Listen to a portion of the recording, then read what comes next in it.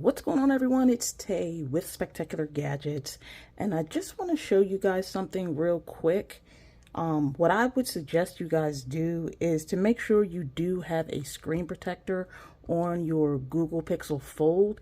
Now, I was installing my IQ Shield matte screen protector, which I put on all of my devices, but as I was installing the front screen screen protector, excuse all the bubbles and everything, but it'll cure and it'll look great when it's done. I noticed, if you take a look at this, I'm going to peel this up, I've got a nice scratch on my screen. I have no idea how that got there, where it came from, how did it happen, when did it happen, but I'm not too happy about that. And that is a nice little scratch. I thought maybe it was, it's just a scratch.